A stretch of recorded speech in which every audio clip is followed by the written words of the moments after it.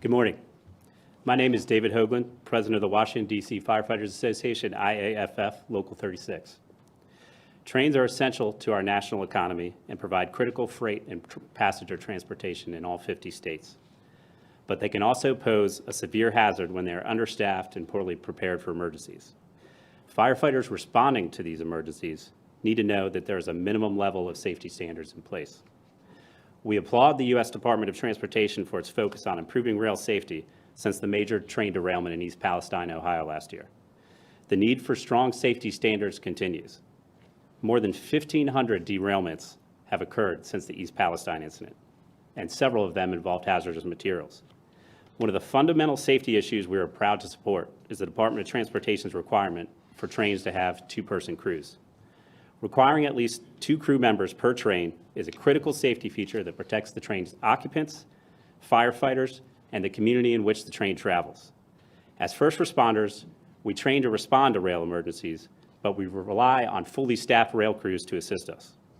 Rail emergencies may occur in remote areas, and these crew members are the first line of defense until we arrive. Trained crew members may only have a few minutes or even seconds to make important decisions, like cutting a train to create a pathway for first responders. When train lengths are approaching 3 miles, relying on just one single crew member is a recipe for disaster. Even once fire and EMS personnel are on scene, we rely on train crews to provide critical cargo information or to identify mechanical issues.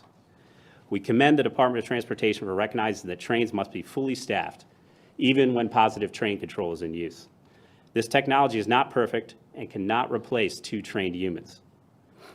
We applaud Secretary Buttigieg for his leadership in affirming the importance of crew size and rail safety in general. Our nation's firefighters, railroads, and communities will be safer because of this rule. Since being sworn in, Secretary Buttigieg has focused the department on 5 goals: safety, jobs, equity, climate, and innovation.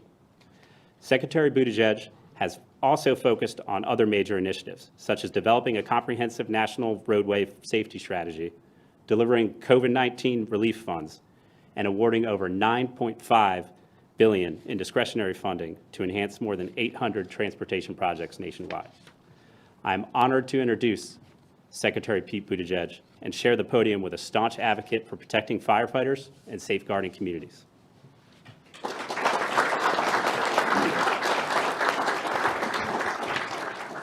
Well, thanks very much, David. I'll be more popular at home with my 2-year-old son now that he knows that I've been standing with firefighters today. And I want to recognize so many of the workers who are represented here, who have been fighting for safe crew sizes for some time. We are proud to stand with the workers of America's supply chains, American railroading, American infrastructure, and America's first responders. And that's true not just in the context of today's wins, but in the context of what it takes every day. Because by the time I've gotten up, fed the dog, poured out some cereal or fried an egg, and gotten in the vehicle to head to work, there's already about 10 or 20 different things that I have touched or handled or counted on that are only there because of America's workers. So it is the absolute minimum that our country could do to make sure that those workers are safe. And to the tens of thousands of Americans who, from rail workers to families living near train lines, who spoke up and left comments supporting this proposed rule, I want to thank you because you helped bring us to today. Anyone who served in the military knows the phrase bottom line up front, so I will start with the bottom line up front. This is a good day for the safety of rail workers, rail passengers, and every American who lives near a rail line all across this country, because America's rails are safer today than they were yesterday. We're going to recognize that and celebrate that, but first I want to take a moment and just talk about why this matters so much. Last week in Baltimore, we were reminded of what is at stake in the safety of our transportation systems, that it is literally about lives and about livelihoods. And safety is the #1 reason why this Department of Transportation exists. You all know well what safety on our rails means. But for anybody following along from home, I want to make sure people understand how far we still have to go on railway safety. Last year, I visited East Palestine in Ohio to meet community members and see the site of that Norfolk Southern derailment firsthand. And a few months later, I met with rail workers in Nebraska after the explosion at the UP rail yard in North Platte, which forced residents there to evacuate their homes. Administrator Bose was in Pueblo, Colorado at the site of a BNSF Railway coal train derailment. In 2023, America saw 7 rail-related employee on-duty deaths and 46 employee on-duty major injuries across all railroads. And 2023 was not an outlier or a fringe exception. America's averaged more than 1 train derailment per day for as long as I've been alive. That status quo is not acceptable, nor is it inevitable. The rate of derailments in this country is not preordained. That's something we know from experience, because when good safety rules have been put in place over the years, especially after high-profile incidents, we see derailments come down on mainline tracks.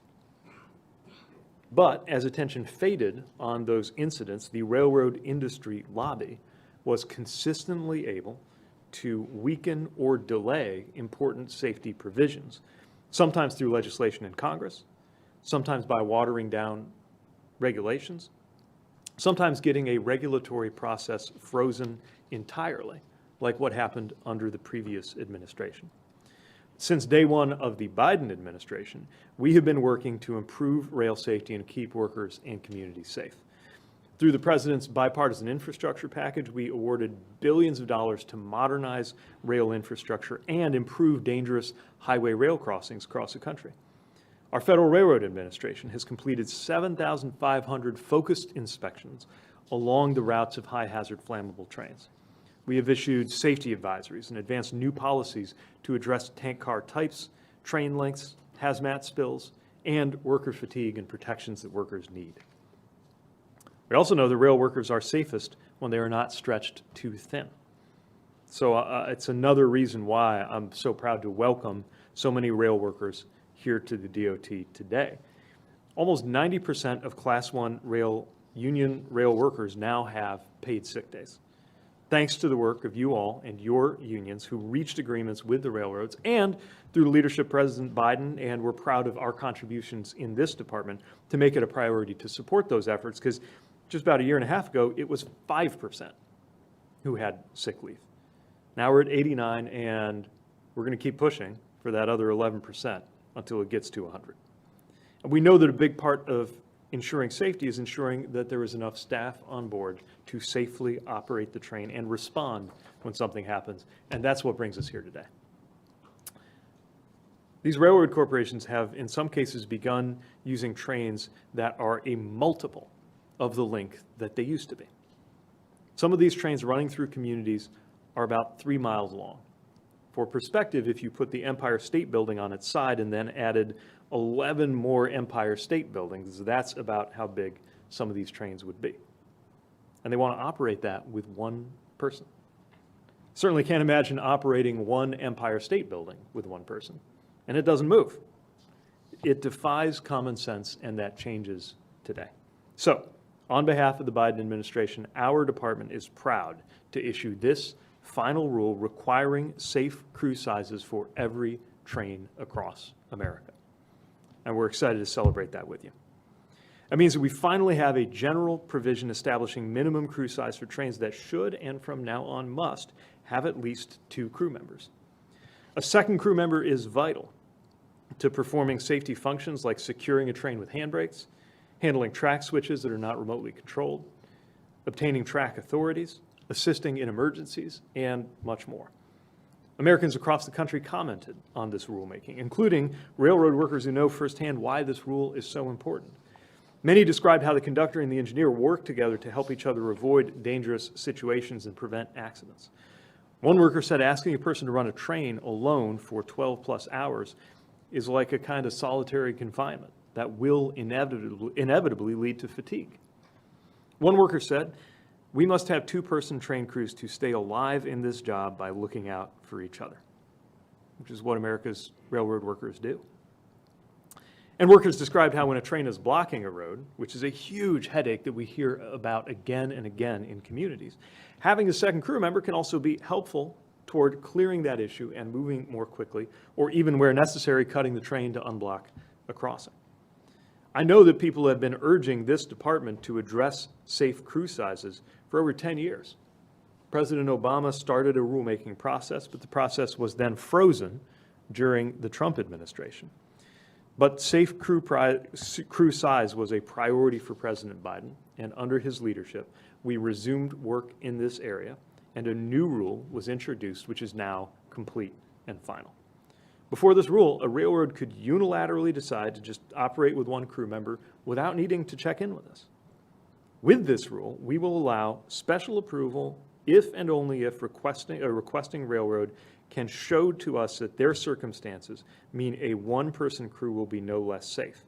But I expect those cases to be the exception, not the rule. And that's not just a saying now, because we actually have a rule. Communities and workers will have the opportunity to weigh in. Communities and workers will have the opportunity to weigh in before there is any determination from the FRA. This rule is also going to address the patchwork of differing, uncoordinated requirements that have been developing across the states, with some governors of both parties doing the right thing while others caved to railroad lobbyists. You know, when they pushed against the rules requiring two-person crews at the state level, one of the things the railroad lobby said was the federal government should be the one to make the rule so that there's uniformity across state lines. So here we go. This is a rule that is good for workers, it is good for communities, it is good for America's economy. And I actually am convinced that it is good for railroading writ large as well. But we know there's more to do. This rule alone will not prevent every incident or accident. So we're going to keep pushing together on what we know that we can achieve from within this building. We're going to keep pushing industry to make the changes that they could make today if they were willing. And we are going to keep pressing Congress to pass the Railway Safety Act. That's a bill that was introduced by bipartisan leaders in the wake of East Palestine, but has since been derailed by the railroad lobby and their allies in Congress. Some of the same Republican representatives and senators who were loudest in professing outrage over that derailment 1 year ago are uncharacteristically avoiding comment right now that their votes are needed to pass this into law. This should be a completely bipartisan, nonpartisan issue, and Congress must pass it into law. This is legislation that would phase in safer tank cars, require defect detectors, expand the list of hazardous materials that qualify for stricter safety precautions, would also increase the size of the fines that we can level against railroads so that they stop having any temptation to consider safety violations as a minor and manageable cost of doing business. So to everybody in Congress and the railroad industry, we invite you to join us in supporting the Railway Safety Act, and we invite you to join us in celebration of the rule that we are finalizing today. Everyone can choose safety, and I am certain that railroading can remain a stupendously profitable business while becoming a safer one as well. So let me end just again by welcoming and thanking everyone who is here, and most importantly, everyone that you represent, because every American counts on you, whether they realize it or not. And I want to thank you for your participation in this process, because we got over 13,000 comments on this rule, so many of them informed by your day-to-day experience. And by the way, about 99% of the individuals who commented on this rule were in favor of it. It is a good day when the voices of working people win the day. And I'll say it happens on a lot more days in the Biden-Harris administration. But it's still a really special thing to be able to celebrate today. You all changed the rules of the game today, and your fellow workers and fellow Americans are going to be safer because of it.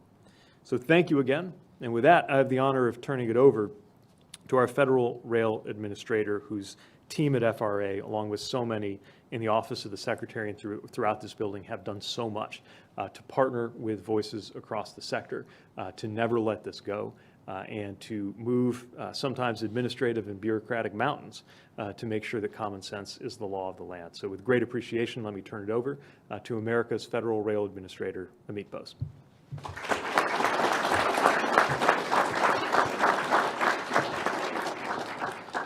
Thank you very much, Secretary Buttigieg. Thank you to the leaders and members of the nearly dozen unions represented here today in person, who all play such an important role in our railroad network. The Secretary is right. Today is a good day for rail safety. As a federal regulator, rail safety has long been FRA's top priority. Still, the reality is this is a moment that demands more of us. FRA is not satisfied with stagnant safety trends, which unfortunately have been the norm over the last decade. Rail-related incidents nationwide continue to impact communities and workers in very real and unacceptable ways. They deserve better. When it comes to rail safety, we cannot accept business as usual. FRA has and will continue to act to make rail safer, and today's announcement is further evidence safety is very much front and center in our minds. Establishing minimum safety requirements for the size of train crews and generally requiring and emphasizing the importance and necessity of a second crew member on trains is a big step forward to enhance rail safety across the industry. As the Secretary pointed out, before this rule, railroads could run one-person crew operations without performing a rigorous risk assessment, mitigating known risks, or even notifying FRA. We are closing that loophole and putting in place a rigorous federal oversight process to empower communities and railroad workers to make their voices heard during FRA's decision-making process on whether to grant special approval for one-person train crew operations. The public's participation is warranted because any reduction of crew staffing from a two-person train crew could raise numerous general and operational safety concerns in communities across America. Today's final rule acknowledges the important role both crew members play in the safe operations of trains. And it comes at a time when the latest annual data reflects some troubling trends that demonstrate the need to improve rail safety. The American public and rail workers deserve and expect common sense safety measures like this rule. And they made their voices heard on this topic. As you heard, FRA received more than 13,000 comments on this rulemaking, and only about 60 of those comments opposed the proposed rule. Today's announcement builds on several actions FRA has taken to raise rail safety standards and protect rail workers and communities. Under the Biden administration, FRA has utilized the full range of our authorities using various tools to draw attention to safety concerns. For instance, FRA has undertaken new focused efforts like those examining the safety cultures of Class I railroads, as well as high hazardous flammable train routes across the country. Today's rule is only the most recent final rule announced by FRA since this administration took office.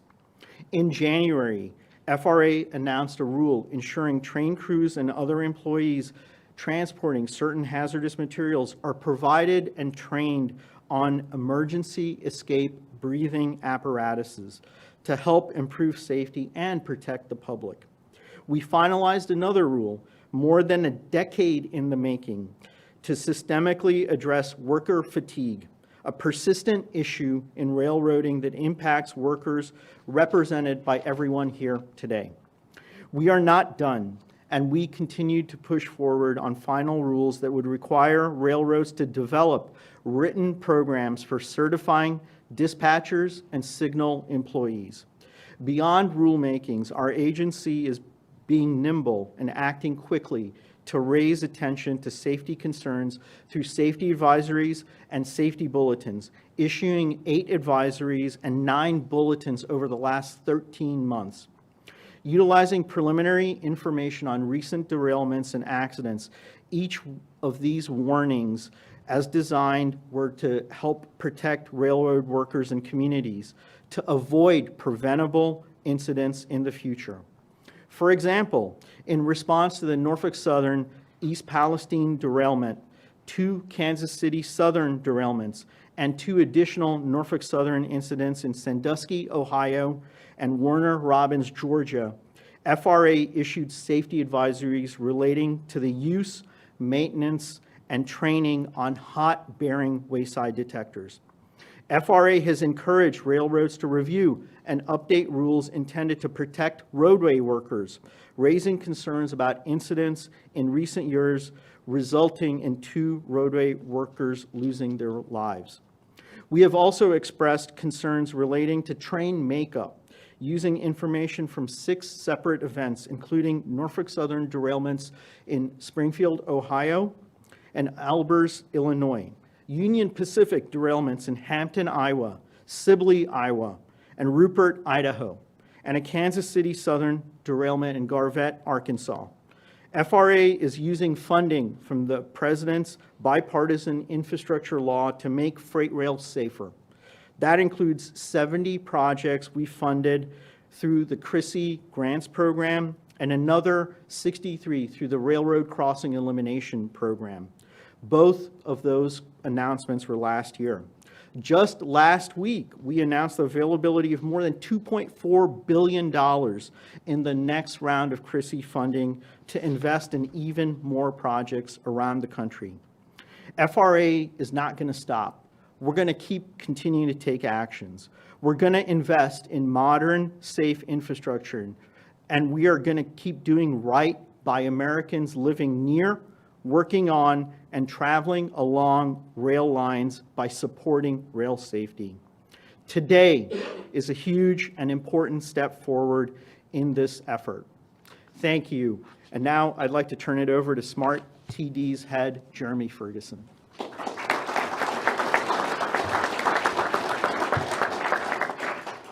Good morning, everyone. Thank you for this opportunity, Mr. Secretary, to speak here today and for what we've been presented. This is a monumental day.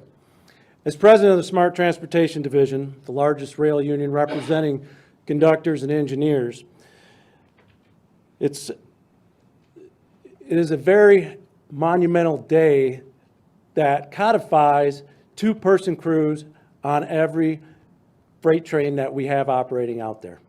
I want to thank the Biden administration. I want to thank President Biden, first of all, right? And I want to thank the entire administration. I want to thank Secretary Buttigieg, and I want to thank Administrator Amit Bose for making sure that we finally got the regulation that all of us deserve. This is very important for safety, but not just for our safety.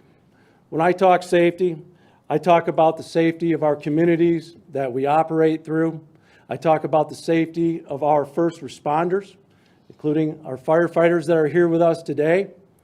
I talk about the professional men and women that are operating the train. And more importantly, we also talk about all the other crafts that are out here on the railroad with us that depend on us to keep them safe while they go about their day-to-day task. For well over a decade, we have watched the debates. We've listened to the debates with frustration about whether we should or should not have 2-person crew regulation or legislation.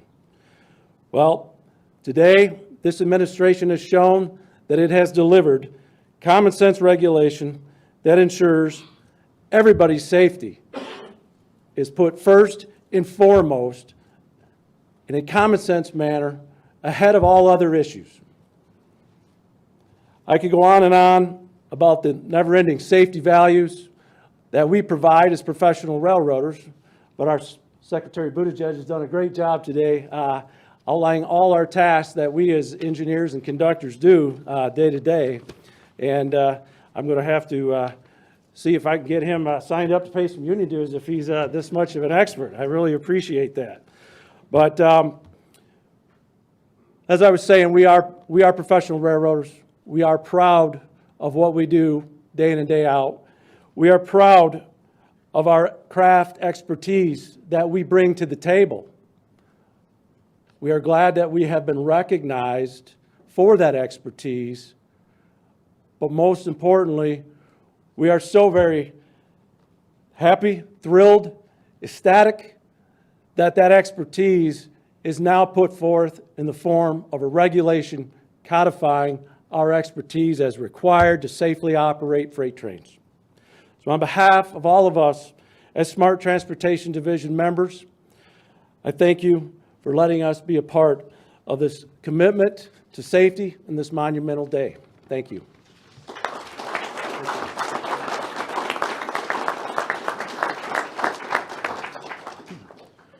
Good morning.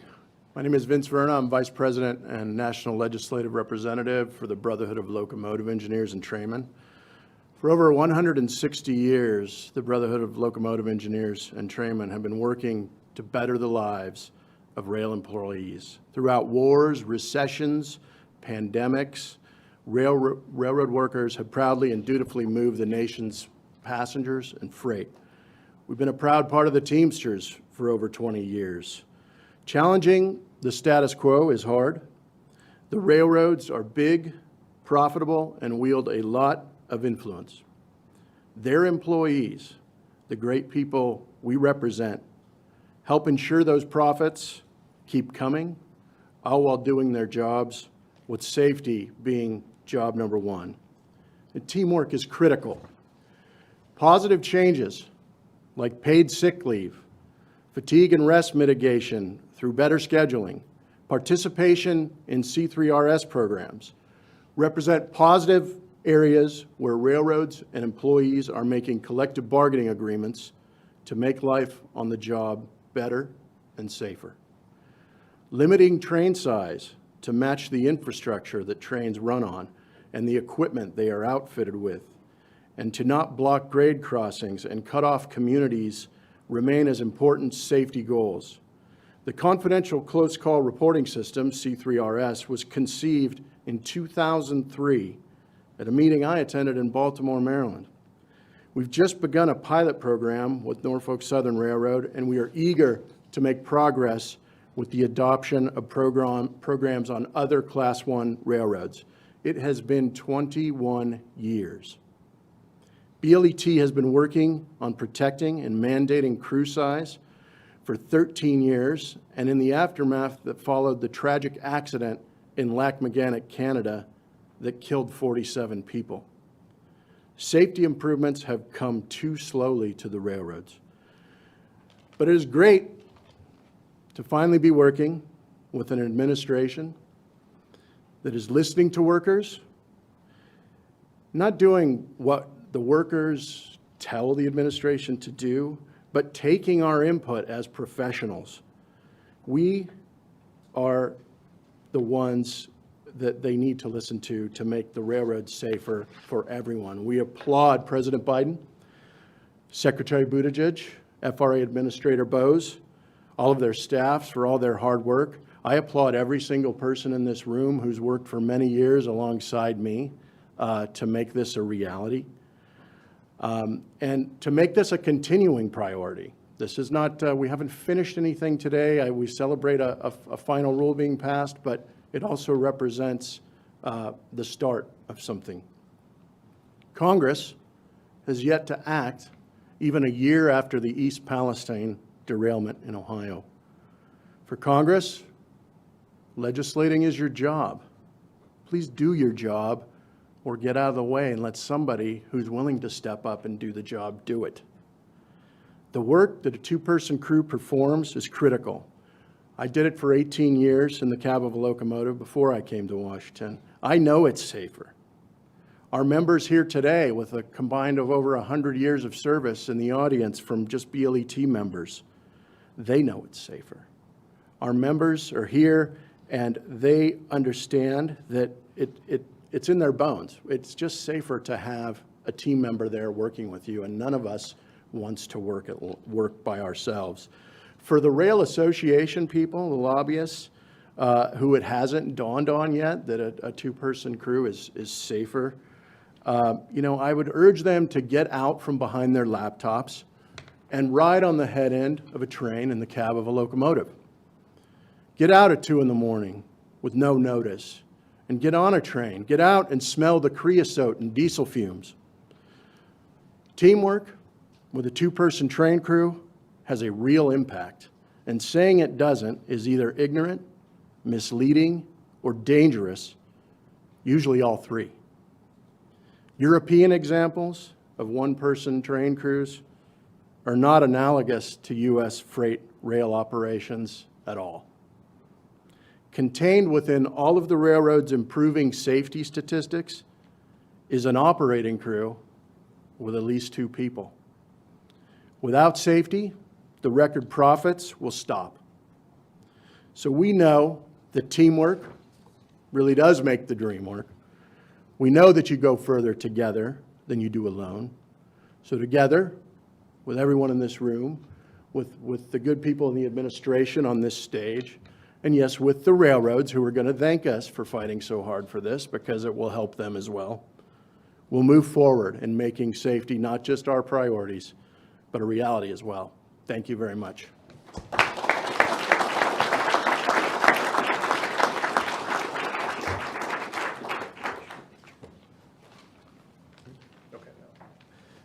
Let me just close by again expressing my appreciation to everybody who's not just been part of this program, but part of this process. We're really proud of this work, and we know there is more work to do.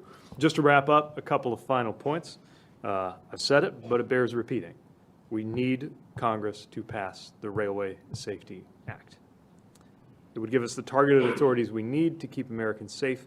It would hold industry to a higher standard, and it would save lives. We need Congress to pass it. And 2, we're going to keep doing everything we can on our own. Anything that doesn't require an act of Congress, we're going to remain hard at work on getting done. Today's rule is a big deal, and it builds up a head of steam for the other safety improvements we're going to push towards together. So thank you all for your leadership, and congratulations. This is your day, and we're proud to stand with you to get this done. Thanks very much. Thanks again, Mr.